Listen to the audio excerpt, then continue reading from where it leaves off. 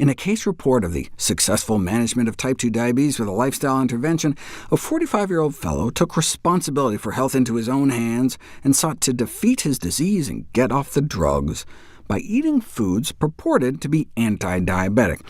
But how strong is the evidence for, let's say, ginger? Diabetes is reaching pandemic levels and requires safe, affordable, and effective therapies. So what about the potential of ginger in the prevention and treatment?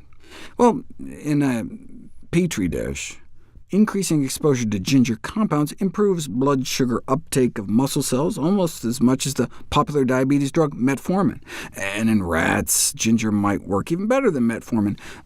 But weight and blood sugar reduction observed in rodent models does not necessarily translate to humans. In this study, a combination of nutraceuticals caused mice to lose 30% of their body weight in 1 month, but in people, no benefit compared to placebo. I mean, you don't know if something works in humans until you put it to the test.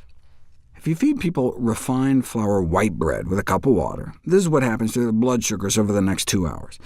But drink some unsweetened green tea with that white bread instead, and there's less of a blood sugar spike. Same with cinnamon tea, and same with ginger tea, made by mixing a tablespoon of grated fresh ginger in a cup of hot water. OK, but these were healthy, normal subjects. What about the effects of ginger in diabetics?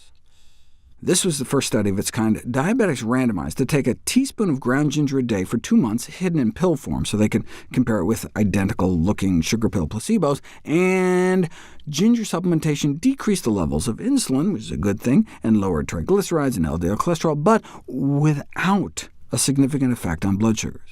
Now, look, heart disease is the leading killer of diabetics, so a 13% drop in LDL bad cholesterol would be reason enough to shell out the nickel a day it would cost to add that much ginger to your diet. But it would have been nice to see an improvement in blood sugar control. I mean, there was that drop in insulin levels, which suggests improved insulin sensitivity, and indeed there was a significant drop in insulin resistance, so maybe they just didn't give ginger long enough time to work? Well, that was 2 months. How about 3 months? Even less ginger, just 1.6 grams, less than a teaspoon a day, but for 12 weeks. And maybe ginger can reduce blood sugars after all, and decrease inflammation, cutting C-reactive protein levels in half.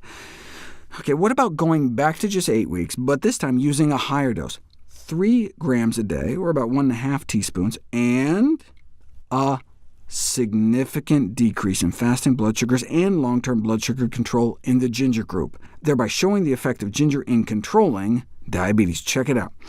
The placebo group continued to get worse. The ginger group got better. Similarly amazing randomized double-blind placebo-controlled results for a teaspoon a day for 12 weeks, and for a teaspoon and a half. All better in the ginger group, all worse in the non-ginger group. All significantly different, just because of a little cheap, safe, simple, side-effect-free spice.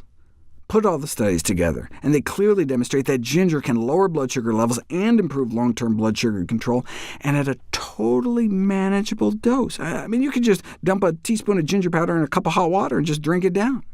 So, overall, adding a little spice to our life may serve as a delicious and sensible way to maintain a healthy body.